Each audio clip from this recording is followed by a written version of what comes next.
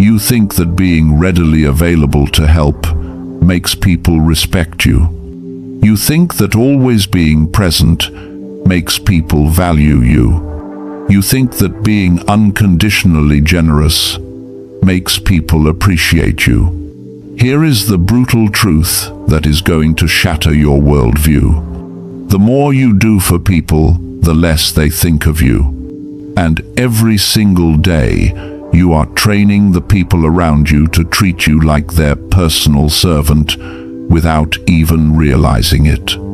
You are wearing an invisible cloak, willingly becoming everyone's favorite doormat, always ready to absorb every bit of dirt and negativity from their lives. There are 5 specific habits you are practicing right now. They are destroying your self-respect, killing your boundaries, and turning you into a resentful yes man. These are not just bad habits. These are psychological patterns that signal to everyone that your time, your energy, and your dignity are worthless. But here is what is going to blow your mind. The ancient Stoics figured this out 2,000 years ago. Marcus Aurelius, Seneca, Epictetus. They were not just philosophers. They were men who commanded respect without ever having to beg for it.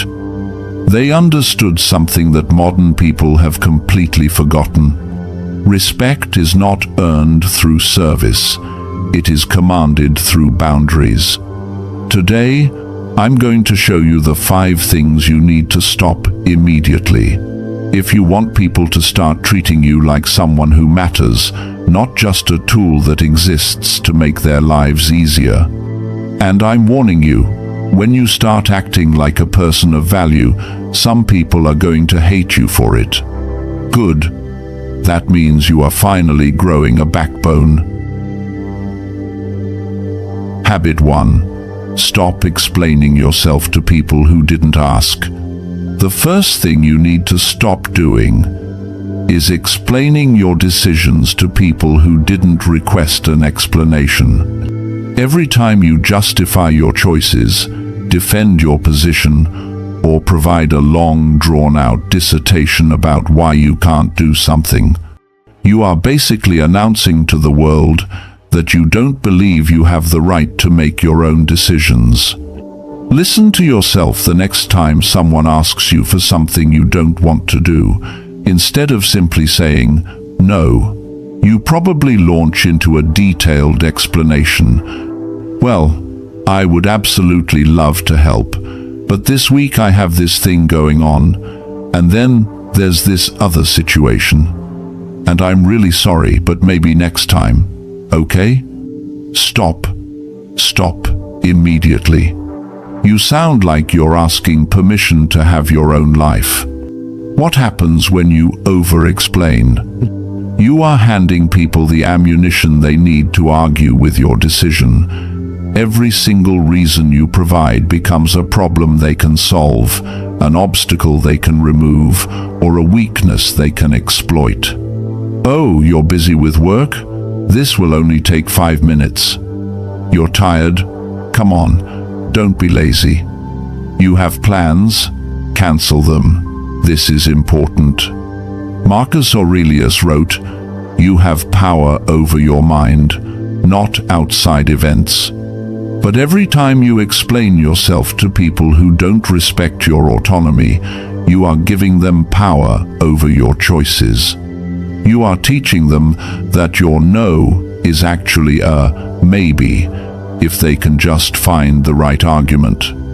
The Stoic advice: strong people don't explain their boundaries, they enforce them. When you stop justifying your decisions, people stop questioning them. Your no becomes final instead of the opening statement in a negotiation you never wanted to have. Remember that, because this next habit is going to burn through your mental energy more than anything else. Habit 2. Stop being everyone's free therapist. The second thing you need to stop is being the free therapist for everyone you know. You know who I'm talking about. You are the person everyone calls when they need to vent, when they need to complain, or when they need to dump their emotional baggage all over you. You sit there, listening to the same problems over and over, offering advice they never take, turning yourself into a human trash can for other people's negativity. The brutal truth is this: most people don't want the solution to their problems. They want an audience for their drama. They don't call you because you give great advice. They call you because you are reliable, you are available, and you won't tell them what they don't want to hear. You have become their emotional support animal, not their friend. What is truly happening to your mental health? Every time you absorb someone else's negativity, you are contaminating your own mindset. You start your day feeling good. Then, after 3 phone calls from people complaining about their lives, you feel drained, frustrated, and pessimistic. Their problems become your problems. Their stress becomes your stress. Their chaos becomes your chaos. Seneca understood this perfectly. He wrote, "Every new beginning comes from some other beginning's end." But you cannot begin to build your own mental strength if you are constantly carrying other people's emotional weight. You cannot focus on your own development if you are always managing other people's breakdowns. The Stoic advice. The solution is simple but brutal. Stop being available for every emotional crisis. When someone starts dumping their problems on you, immediately redirect them. That sounds tough. What are you going to do about it? That is your problem, not mine. You need to find your own solution. Do not offer solutions. Do not absorb their emotions. Do not become their unpaid therapist. If that habit destroys your mind, this next one is going to destroy your wallet and your value. Habit 3. Stop lending money and doing favors with no reciprocity. The third thing you need to stop is lending money and doing favors for people who never return the gesture. You know these people. They are always broke when the bill comes, always need help moving on the weekend, always have emergencies that require your time or your cash. But when you need something, they are suddenly busy, suddenly broke, or suddenly have convenient amnesia about every single time you helped them. What are you actually doing when you continuously help people who don't help you back? You are training them to see you as a resource, not a person. You are teaching them that your time has no value, your money has no worth, and your generosity has no limits. You have become their personal ATM and their unpaid assistant. But here is the psychology behind why this destroys your relationships. When you give without receiving, you create an imbalanced dynamic where they feel entitled to your help, and you feel resentful about their selfishness. They start expecting your generosity instead of appreciating it. You start feeling used instead of valued.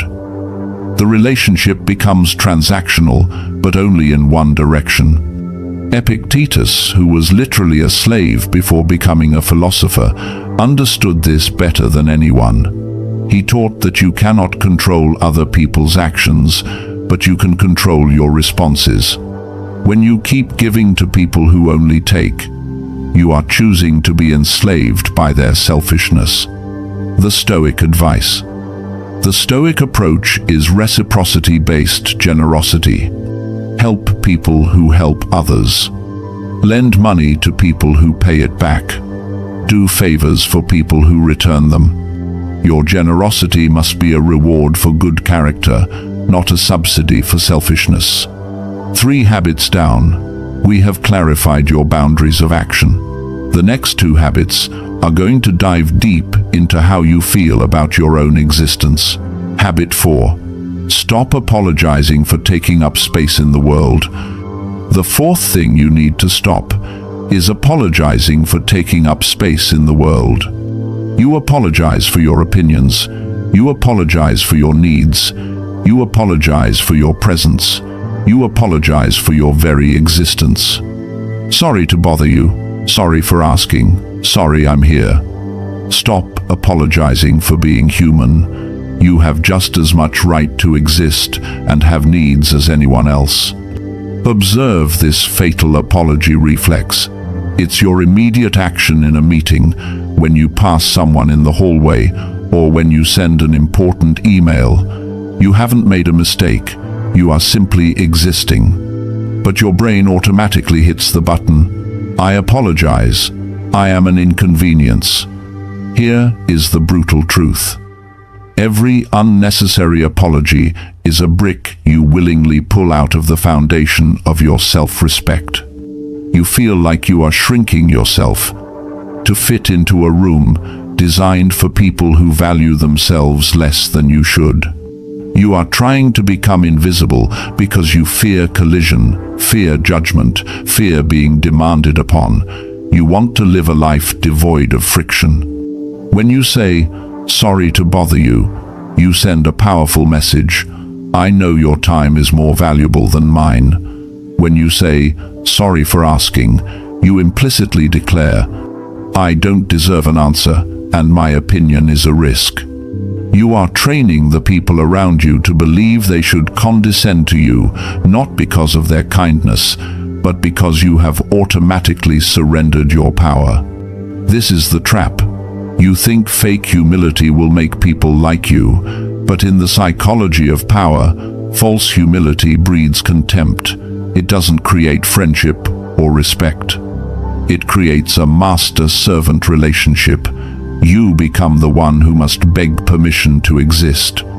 A Stoic never apologizes for existing. Dignitas is a pillar of Stoicism.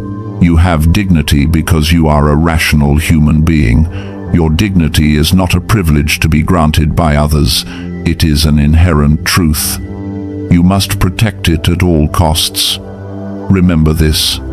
Your silence, when you have nothing to say, must be seen as respect, not apprehension. Learn to hold the pause after you state your opinion. Do not rush to fill the void with an apology. Let your opinion stand firm in the space. Do not quickly backtrack or smooth over the tension with meaningless apologies. Stop betraying yourself. Stand tall. You have the right to take up space in this world. Self-respect needs no apology. Power needs no justification. You apologize for being yourself, and this final habit explains why you do it. Habit 5. Stop seeking validation from people who don't actually like you. The fifth thing you need to stop is desperately seeking validation from people who don't even like you. You are constantly trying to prove your worth to people who have already decided you are not worth their time. You change your opinions based on who is in the room. You laugh at jokes that aren't funny. You agree with things you don't believe. You are performing a version of yourself that you think others will approve of. The chameleon syndrome. This is not social adaptability. This is a systematic surrender to the egos of others. You have turned yourself into a perpetual performer, a social chameleon, changing your colors and core beliefs just to avoid a critical gaze. You are pouring your precious energy into constantly adjusting this mask. And who is your audience? It is the people who, if you stop performing for 1 second, will immediately abandon you. You are trying to win the approval of those who dismissed you from the start. This is the worst waste of energy. You are building your entire self-esteem on the shifting sand of public opinion. If they praise you, you soar. If they criticize you, you crash. But here is the most brutal truth. External validation is a drug that never satisfies. It is like a mental sugar rush, a fleeting high when someone smiles or nods, followed by a psychological crash the moment they walk away. You feel empty again, and you need the next dose. This is what Marcus Aurelius knew, and what you are still learning. External validation is a drug that never satisfies. The more you seek approval from others, the less you approve of yourself. The more you try to be liked by everyone, the less you like the person you are becoming. You become addicted to the opinions of others, while losing touch with your own core values. Their approval is temporary. Your self-respect is eternal. The Stoic advice. The Stoics do not apologize for existing, and they do not need permission to have opinions. They know their worth is not determined by a popular vote. Marcus Aurelius directly challenged this weakness. It never ceases to amaze me. We all love ourselves more than other people, but care more about their opinion than our own. Your focus must be on your virtue and your character. Those are the only things that truly belong to you. Everything external praise, criticism, popularity is an indifferent or unimportant thing. Stop performing. Face the fact that they may not like the real you. That is the moment you begin to build unshakable internal strength. When you stop seeking external validation, you start developing internal strength. When you stop apologizing for being yourself, others start respecting the person you actually are. That is when you reclaim your personal power. Stop being the actor, become the master. Conclusion: the reclamation of power. Here is exactly what is going to happen when you stop these 5 things. At first, people are going to be confused, and most likely, they will be angry.